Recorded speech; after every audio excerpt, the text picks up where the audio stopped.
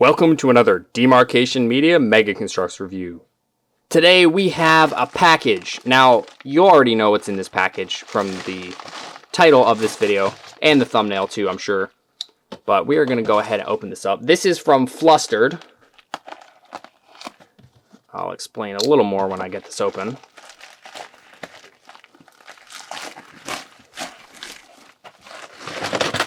Blind bags. Yes, this is Halo Infinite Series 4.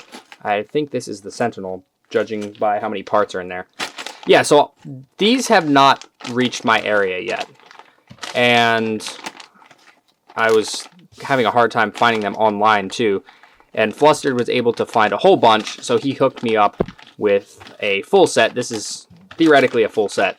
So what we're going to be doing today is we are going to be opening these. But first, I kind of wanted to take a look at the packaging. This is the first wave of blind bags that uses the new packaging.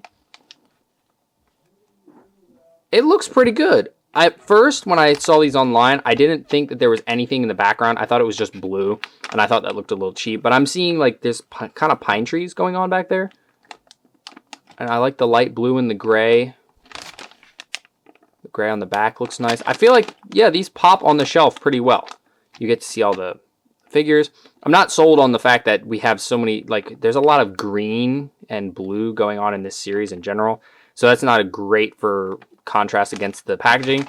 But if they use the same style of packaging for a while, then I'm sure we'll see it, you know, a little bit better with, you know, different figures, maybe some red figures, whatever. It'll set off the blue a little bit better. And then obviously we'll see this right here change to Halo Universe at some point. So yeah, let's go ahead and get these things open.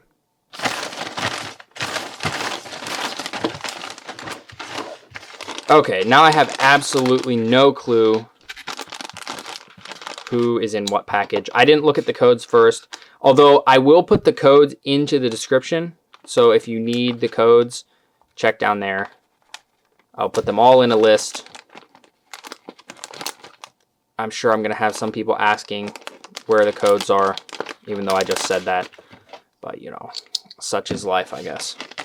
Okay, so who do we have first? Hey, we have that Recon, and that color actually looks pretty good. It's like the color of Fireteam Venom. On the packaging, it looked extra bright. And yes, they now come pre-built for the most part. We got a Ravager. Pretty nice. Yeah, so no more trying to squeeze everything together straight out of the package. You'll just get a figure all ready to go, which I've heard kind of mixed opinions about that. Some people are happy about it. I'm sure my fingers are going to be happy about it since I don't have to damage them trying to put the figures together. But it is a little disappointing. You know, building the figure was kind of part of the it was part of the process, part of the experience of getting a blind bag. But, you know, we'll see how it goes. Oh, they added a parts count for each figure now. Interesting.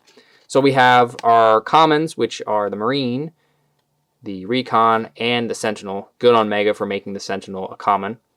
Glow-in-the-dark Anubis is a rare. And then the Grunt is a rare, which I think that's fine. It's a Imperial, so you don't have to army build that a lot. And then a Sniper Jackal in active camo. One of the most terrifying things ever to exist is the ultra rare. And then, yeah, we have a parts count. So 20, 21, 30 pieces, 16 pieces, 22 pieces. I guess they're counting everything, like every separate. So like the arm, the upper arm, all of that. All of it's counted. Okay, very cool. Seeing this guy in person, he looks a lot better than he does in the renders. He looks very tacky and too bright in the renders. But in hand, I'm actually kind of digging this color scheme. So our Recon will go sit over here, and we will continue on. I have a feeling that this is the Grunt, but I'm not 100% sure. And yeah, I decided to try using my X-Acto knife to open them this time instead of scissors because I had my knife and my scissors are all the way across the room. Oh no, it's the Marine. Oh wait, she has a backpack? Oh, okay. hang on, wait, let me look. Okay, she's got the arms that can accept shoulder pieces. So that's interesting, which means your Marine customizer packs can be helpful now. Printed knees, they kind of had avoided that in the past couple blind bag series. Head is looking good. It's just the same masked head. They didn't change it at all. It is a female, I believe. Yeah, because the waist is more narrow. Not sure how I feel about that. And I explained this in the ODST video, the ODST Hive Exterminators video a bit. The female torso piece is just a lot less compatible with Mega armors. The Infinite armor works fine with it, but a lot of other ones don't work that well with it. So that's, I don't know how I feel about that. Also, these lower legs still look a bit bow-legged to me. Almost more so now than they did on the other Marines. I don't know why that is. It's a very cool figure. I love this color scheme. I love the desert look. I love the fact that we're getting the mask. But the legs do look a little bit odd. Alrighty, moving on. It's so hard to tell who's who by just feeling it. You'd think it'd be easy, but it's actually not. Clear off the extra bits. Who do we have next? Oh, hey, it's our ultra rare Nightmare, who has printed little eyepieces. That's very nice. I wasn't sure if that was going to actually be on the figure. I know the instructions showed it, but sometimes Mega gets a little bit weird about those things. Gotta position all of his pieces so he can actually bend his arms. Gotta say, this is probably one of the most useful active camo figures out there. We have a beam rifle to use as a sniper. Still no stalker. Hopefully Mega does a stalker at some point soon. Oh, hey, and he doesn't have a clear base plate. Is that a first? Usually the active camo figures get a clear base plate, but this time it's just black. Interesting. Very cool figure, though. I actually like that one a lot. I will do a full up close review of all of these, so don't worry about not being able to see all the details. We will definitely make sure to cover all of the details. All right, next.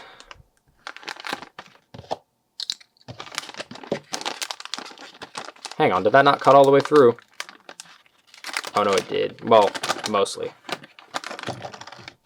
Hey, here's our Anubis. Oh, yes. I like this a lot already. I like the Anubis armor, first of all. And then glow in the dark with the silver. And it will match the Gungnir from the Last Man Standing pack. And it's got the old articulation style sword in green. Yes, everything about this is a yes. The silver is really nice as well. This is also a female Spartan. This chest plate is a female-only mold, which is unfortunate because it does match. Chief's armor, especially on the back.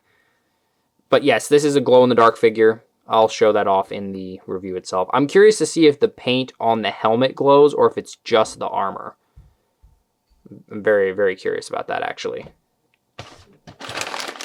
We are down to the last two, and I'm pretty sure this is the Sentinel, so we'll save that for last. So this should be the Grunt. This whole series kind of has a color-coded feel to it, almost the way they did with Challenger and Maverick and Warrior and Stormbound. Come on, there we go. It's very, very muted. We got green and kind of brown and silver. And then, of course, we have this Grunt who throws the whole color-coded thing out the window. Purple looks very good on the Grunt Imperial, I must say. It looks like he doesn't get any of the extra blue print on his head, though, which is a bit of a bummer. Also, his hands are a different color. His hands and feet are a different color than his legs and arms because they've made the legs and arms kind of rubbery, and the hands are not, and the feet are not. Don't know how I feel about that. But there we go. There is our Grunt. It looks pretty good. Yeah, I like it. I'm glad that they made him the rare, one of the rares, because, again, you don't need a ton of this guy unless you wanted to make purple suicide grunts, which I suppose that's a good reason to army build some. And at last, the figure that everybody probably is the most excited about. I've seen the most hype about this particular figure online.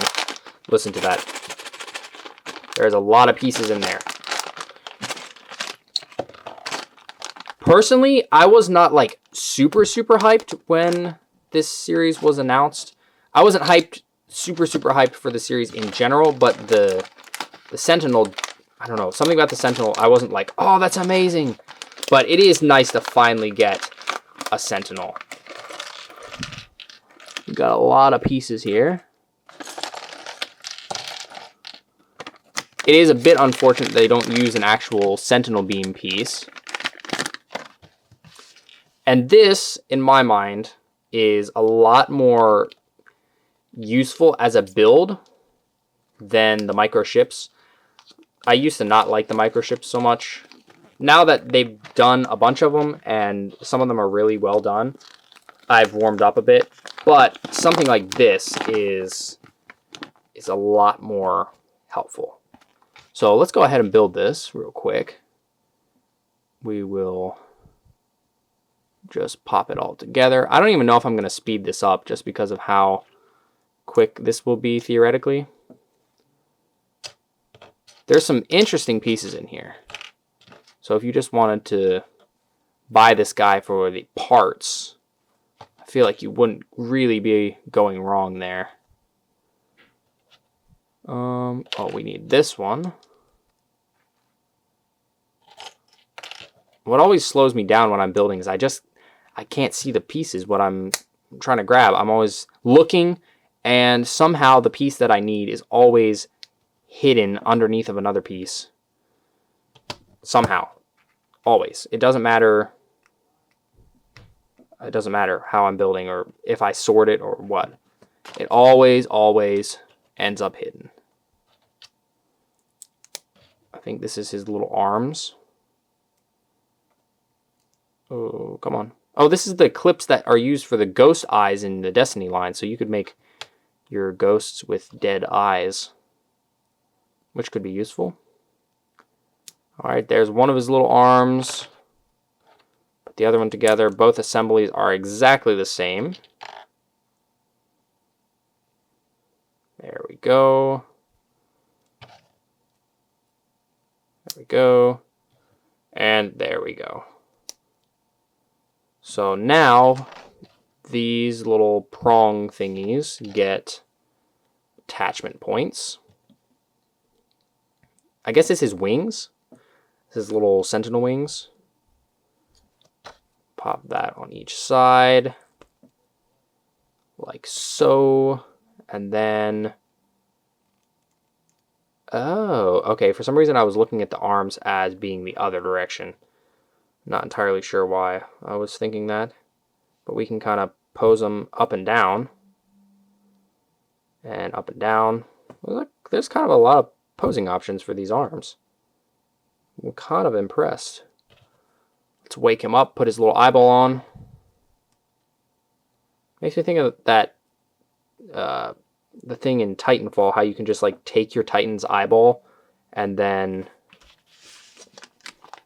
get his brain from that. Put that on, give him whatever this little thingy is. And then, oh, there's a little tiny flight stand. And then we stick him on there. And he floats. So we can kind of They show him being kind of folded up like so. But that looks less interesting. Let's wake him up. There we go. Look at him. He's ready to go deal with some flood. Alrighty, there we go. We have the entire set. Some of these are really good army builders. Sentinel in particular. I've seen some people amassing big armies of those. So I will be doing a full in-depth review of these hopefully soon. But I do have a lot of videos coming out. So we'll see when this one comes out. But yeah, I think this is a pretty promising series. I'm a little bit more impressed just from opening the packages than I was by looking at the renders. Mega, I really wish Mega would stop the renders. The photos are just so much better. It shows off the figures how they really are instead of how the renders make them look, which usually is pretty inaccurate. So yeah, I'm excited to take a closer look. These are looking really good.